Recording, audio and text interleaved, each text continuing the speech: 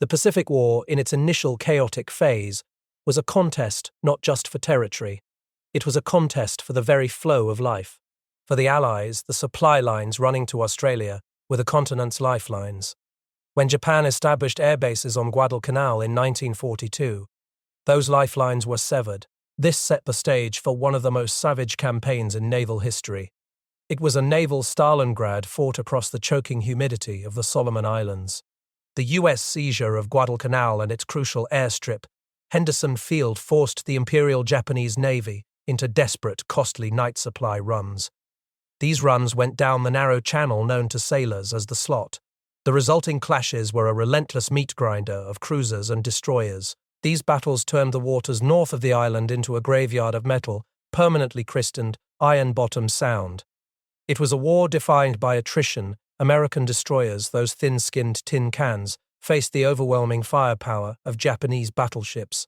This disparity demanded not just courage, but an almost suicidal audacity.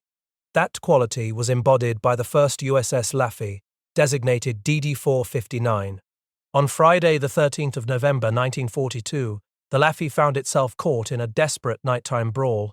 She was skippered by Lieutenant Commander William E. Hank. The enemy was a vastly superior Japanese bombardment force, led by the massive 31,000-ton battleship Heihei.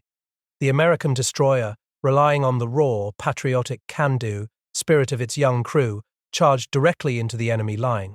This maneuver became an enduring legend of destroyer warfare. The Laffey closed to point-blank range. She passed so near the hulking battleship, described by witnesses as a giant's axe head, that the destroyer's own torpedoes could not arm. Outgunned and outmatched, the Laffey became the little matador, challenging the enraged bull. She concentrated a torrent of rapid-fire 5-inch shells onto the Heihei's superstructure. Though the shells, about the diameter of a large cigar, bounced off the battleship's thick armor, the constant barrage of fire ripped and battered the bridge. This barrage crippled the Japanese command structure and fatally damaged the vessel's steering. The Laffey was ultimately overwhelmed. She was struck by a torpedo and hammered by multiple Japanese warships. She died gallantly, her sacrifice contributing directly to the crippling of the Heihei. The Heihei became the first Japanese battleship sunk in the war. This devastating loss signaled a massive strategic defeat for Admiral Isoroku Yamamoto. It effectively ended the Imperial Japanese Navy's ability to achieve a decisive naval victory in the South Pacific. The conclusion of the Guadalcanal campaign marked a critical turning point. It validated the cost paid in Iron Bottom Sound. It proved that the American tin cans, fueled by the fierce resolve of their crews, could sell her life dearly. The legacy of the first Laffey's defiant stand was instantly cemented in naval lore. It set an impossible standard for any ship that would inherit the name. It was this weighty inheritance, the memory of a ship that would not quit, that paved the way for the commissioning of the replacement destroyer. That ship was the Allen M. Sumner-class DD-724. Its future commander understood the profound responsibility of honoring that blood-soaked legacy. The new destroyer, DD-724, was born of necessity and speed. The urgent, almost frantic pace of wartime shipbuilding contrasted sharply with the complacency that had defined pre-war naval expansion. The Laffey was a product of the lessons learned in the Solomon Islands. She was a 2,200-ton, 376-foot-long thoroughbred, built for endurance and firepower. At Bath Iron Works, workers labored through the bitter Maine winter. They assembled 60,000 horsepower of muscle. They were creating a vessel designed not just to survive, but to fight and maneuver. The Allen M. Sumner class, though fast and heavily armed, was inherently a compromise. It was a tin can, a ship relying on speed and offense, not armor. The main battery consisted of 6 5-inch, 38-caliber guns. These were housed in 3 twin mounts capable of hurling 75-pound rounds for both surface and anti-aircraft defense. But the protection afforded to the gunners was frighteningly meager. They had thin, quarter-inch steel shields, offering little defense against anything heavier than shrapnel. Secondary armament included 12 40mm Bofors and 11 20mm Oerlikon guns. These were mounted in open tubs that provided zero protection. This led Admiral Rowcliffe to give the destroyer the wry nickname. She looks like the Hanging Gardens of Babylon. Yet, The Laffey was built to be a responsive fighter. One of its most critical features, the twin rudders, gave the vessel phenomenal handling characteristics. This was a necessity for the rapid, violent, evasive maneuvers required to dodge torpedoes and bombs.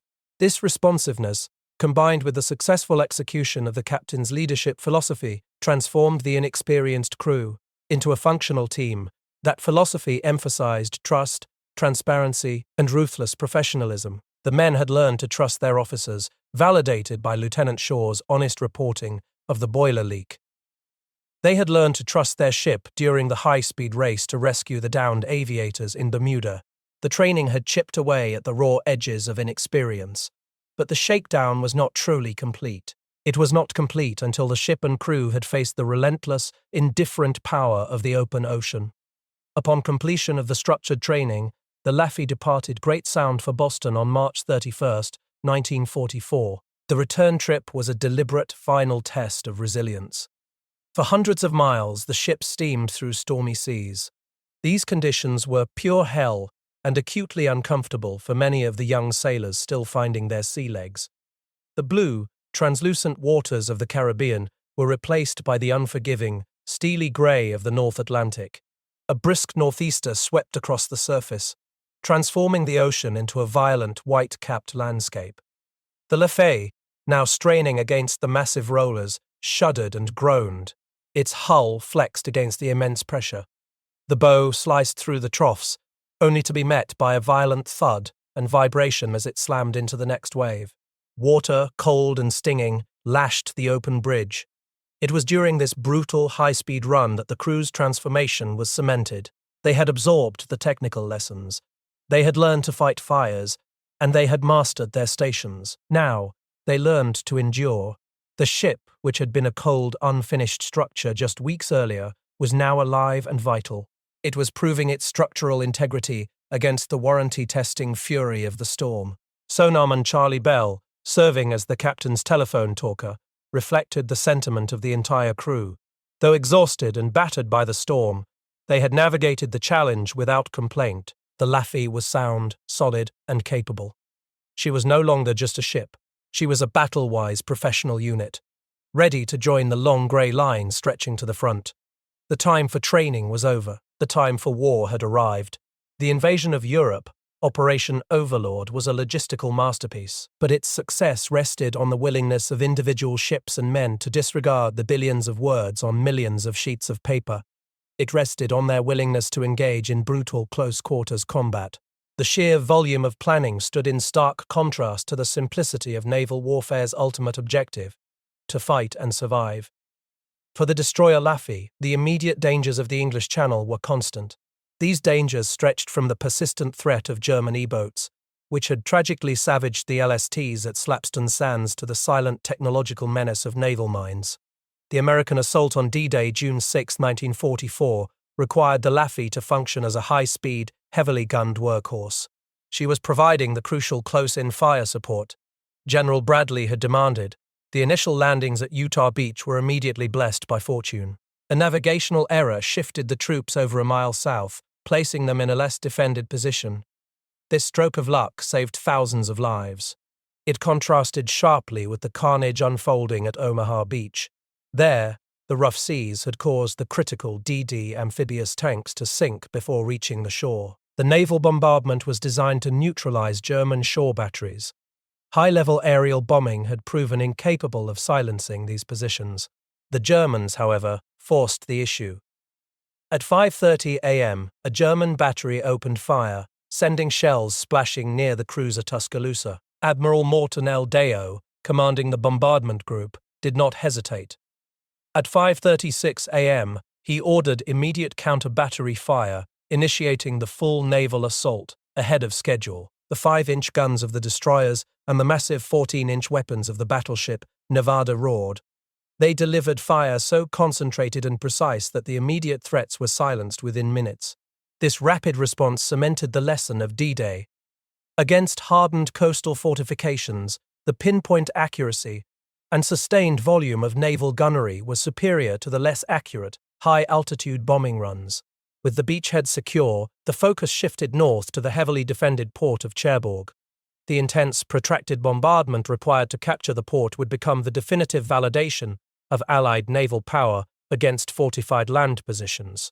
For decades, German military doctrine held that warships could not win a gun duel against land batteries. This doctrine was based partly on Hitler's misinterpretation of events, like the sinking of the Blucher in 1940. The US Navy intended to prove that doctrine fatally wrong. The engagement against the German defenses on June 25 was a close-range, terrifying brawl.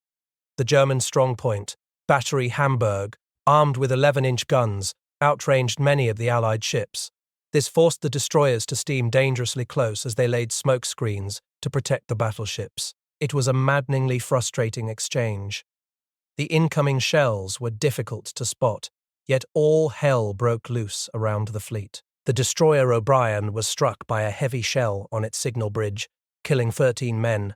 It critically damaged the Combat Information Center, the ship's nerve center. The O'Brien was left functional but impaired, like a person who had received a stunning blow to the head. Later, a gust of wind parted the smoke, exposing the aging battleship Texas. She was hit by an 11-inch projectile before the battleship retaliated, silencing the German gun. The Laffey endured the barrage, executing intense evasive maneuvers. This included a moment when a massive projectile landed in a very near miss off the port bow. It created a splash, just like a giant's hand had smacked the water. The intense action finally ceased as the German batteries were neutralized and Cherbourg fell. But the danger was far from over. As the Laffey prepared to retire, the crew discovered a critical vulnerability and a testament to the quiet resistance happening within occupied Europe. Electrician's mate Gene Miller noticed a fault in the degaussing cable meter. Leading electrician's mate, A1C Cesar, traced the fault meticulously. He discovered a massive, unexploded projectile wedged in the boatswain's locker. Damage control officer Lieutenant Sam Humphreys oversaw the meticulous, dangerous operation to hoist the monster shell onto the main deck. It was identified as a 240mm Czech-manufactured dud. This shell was approximately 9.6 inches in diameter, 3 feet long, and weighed well in excess of 400 pounds. The shell had entered through a flaw in the degaussing cable. Its failure to detonate was attributed to wartime sabotage. The shell was a near catastrophe that would have ripped the destroyer's hull open.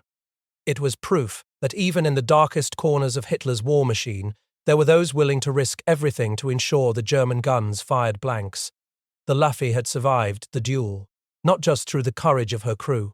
She survived through the silent, unseen heroism of resistance fighters thousands of miles away. The return of the USS Laffey to Boston in July 1944 signaled more than just a repair stop. It marked the end of her European campaign. The stop was mandated by Fleet Admiral Ernest King to correct ill-designed bridge structures. It was preparation for a war defined by a different kind of terror. The ship had survived the gun duels of Normandy and Cherbourg, but the Pacific theater demanded adaptation against an enemy whose conventional naval power had been crushed. This led to a profound and desperate strategic shift. The Battle of Leyte Gulf had been the swan song of Japanese naval power.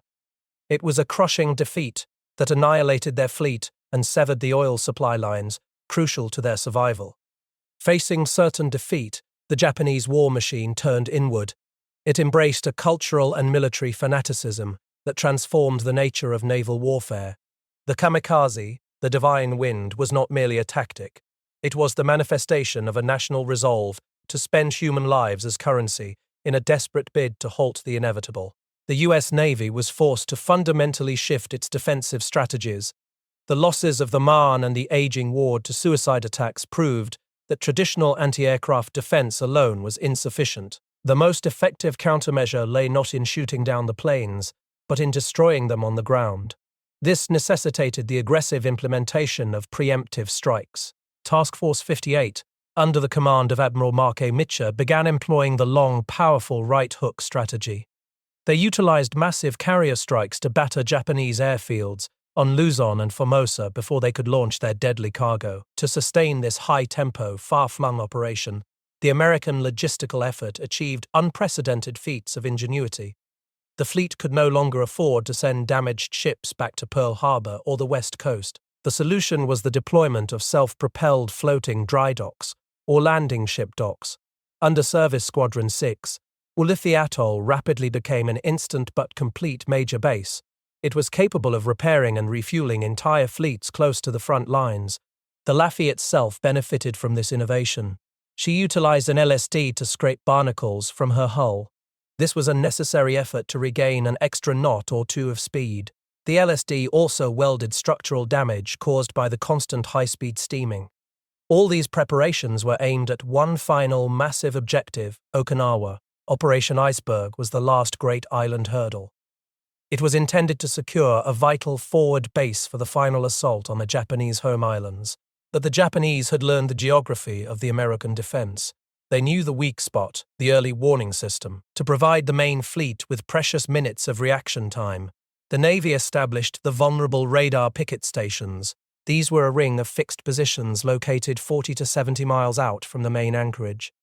For this duty, the Navy was forced to use its most agile offensive assets, the destroyers.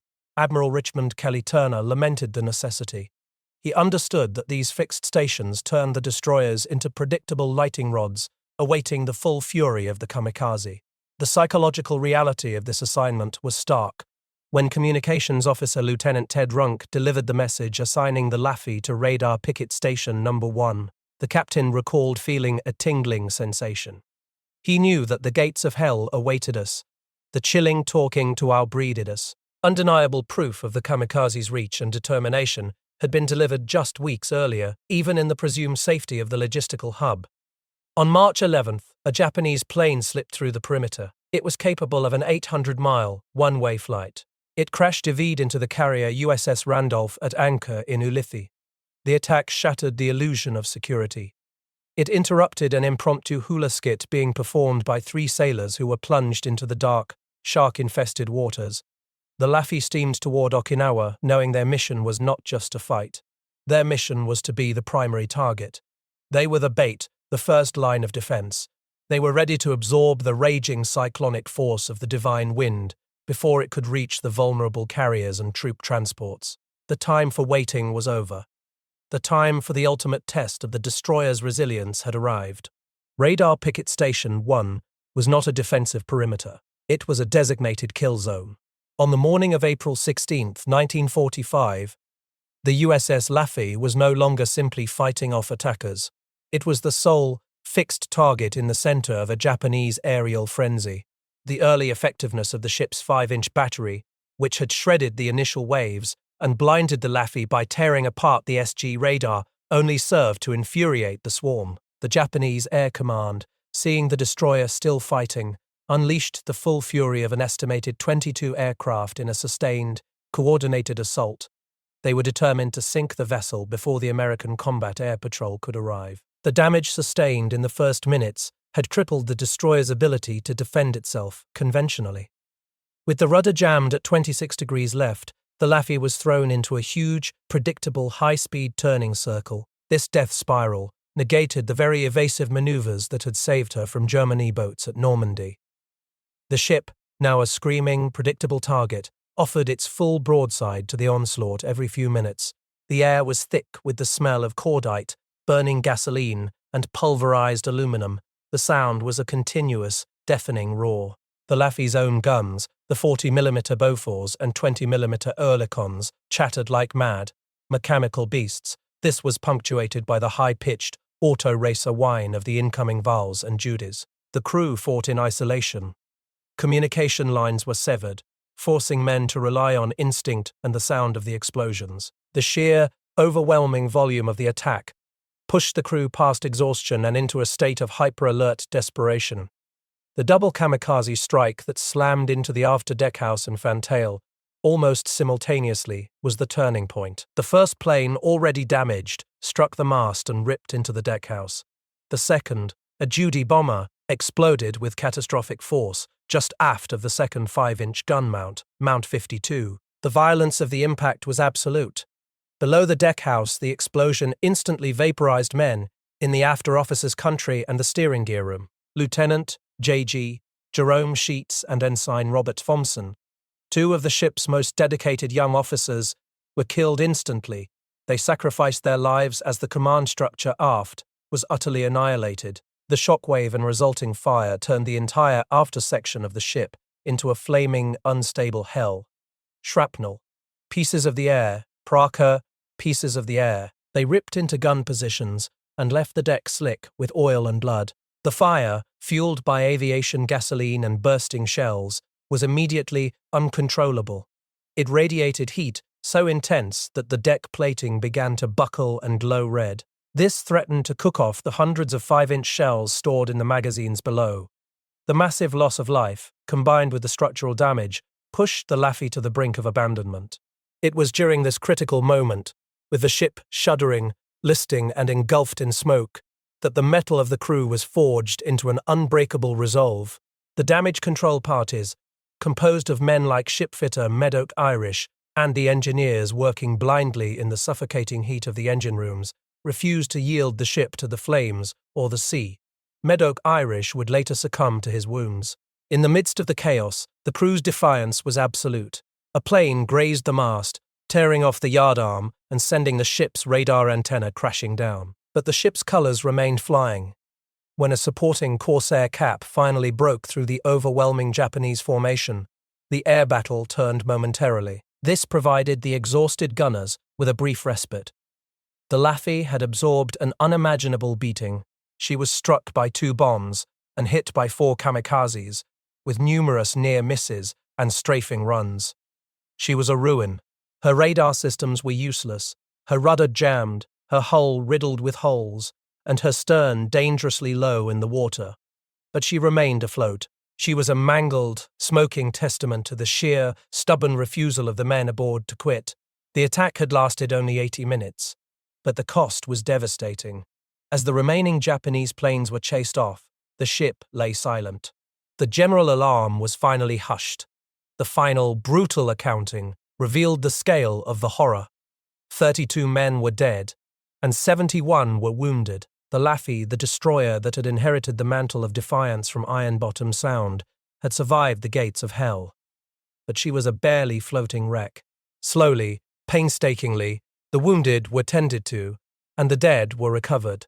The crippled warship began the long, agonizing tow away from Radar Picket Station. The fight was over, but the struggle to save the ship had just begun. The USS Laffey, patched and scarred, steamed slowly away from the killing zone of Radar Picket Station One. She was a monument to defiance. Her return to the relative safety of the fleet anchorage off Okinawa was not a surrender, but a declaration. She was a wreck, but she was afloat. This was a testament to the unwavering determination of men who had fought past the point of exhaustion. They refused to yield their ship to the sea or the flames. The immense human cost of that 80-minute battle was tallied in the sterile language of official reports. 32 dead, 71 wounded, but the real measure of the sacrifice lay in the 33 names that Commander Beckton submitted for the Navy Cross. This is the highest honor for valor short of the Medal of Honor. These awards recognized the officers and enlisted men who had fought and died in the inferno aft. They included Lieutenant J.G. James William Fravel, Lieutenant J.G. Jerome Butler Sheets, and Ensign Robert Clarence Thompson. They were honored alongside 30 enlisted sailors, from firemen to gunners' mates, who had kept the guns firing, the steam up, and the fires at bay. The captain's commitment to his crew was absolute. He pressed relentlessly for the highest formal recognition, leading to the award of the Presidential Unit Citation, or PUC. This honor, bestowed upon the entire ship, acknowledged the crew's collective effort and extraordinary heroism against overwhelming enemy force. The Laffey had been targeted as the lightning rod. The crew had absorbed the shock, saving the main fleet from catastrophic losses. The long journey home, steaming across thousands of miles of blue-green water, was a battle against the old devil sea and the constant anxiety over the ship's stability. When the destroyer finally arrived in Seattle, Washington, on May 25, 1945, the war was still raging. But for the crew of the Laffey, their test by fire was complete. For the captain, the change of command ceremony in early July marked a profound turning point. Handing the ship over to Commander O'Dale D.M. Muddy Waters, he addressed his men one last time. He told them they had been tested by the fires of hell and together we had triumphed. He departed, carrying the weight of command and the indelible memory of the men lost. But he also carried the sense of redemption. Having seen his previous command, the Aaron Ward, tragically sunk, the survival of the Laffey was the ultimate validation of his philosophy. That philosophy was trust, training, and the iron refusal to quit. His subsequent career, rising to Rear Admiral and commanding the mighty battleship Iowa, was built on the lessons learned in that small, fiercely defended tin can. But the bond forged in the crucible off Okinawa was not transient. It was a lifelong, visceral connection between men and the piece of steel that had refused to die beneath them. The ship was decommissioned in 1947. She was recommissioned for the Korean War in 1951. She served faithfully for decades, earning honors in the Mediterranean. This included a meritorious unit citation for the Jordanian Civil War in 1970, yet the fate of all aging warships loomed, the scrapyard. On the 21st anniversary of the kamikaze attack, April 16, 1966, the first crew reunion was held. Over 100 shipmates and their families gathered. The years fell away instantly as the men recognized each other. They moved quickly from formal salutes to the easy, heartfelt familiarity of those who had shared a death sentence. It was during this emotional weekend that the crew's determination solidified. They unanimously decided to band together. They dedicated themselves to a multi-decade effort to save their ship. Andy Stash, one of the original crewmen, captured the sentiment perfectly. He said, "She seemed human to most of us, like a long-lost buddy." The struggle was long and arduous. It spanned over 15 years of fundraising, political maneuvering, and bureaucratic negotiation. The ship's final decommissioning ceremony took place on March 29, 1975. Commander John Shoemaker, the last skipper, expressed deep personal regret as he hauled down the commission pennant. He noted that the aging warhorse had earned every honor she possessed. In a poignant moment, he handed the Presidential Unit Citation pennant to the Laffey's wartime captain. This symbolically passed the legacy back to the men who had earned it. The crew was determined that the breakers would not succeed where the Japanese had failed. They fought to prevent the ultimate indignity, the destruction of the ship that would not die. The triumph finally arrived in 1981. The USS Laffey, DD-724, the veteran of Normandy and the survivor of Okinawa, was secured at Patriots Point, South Carolina. She was opened to the public. Her scarred plating and patched hull were preserved forever as a floating museum. She remains there today, a powerful, silent witness to the ferocity of the war. She honors the sacrifice of the 32 men who fell. She stands as the ultimate symbol of collective memory and the indestructible spirit of the American sailor. The ship that would not die did not die.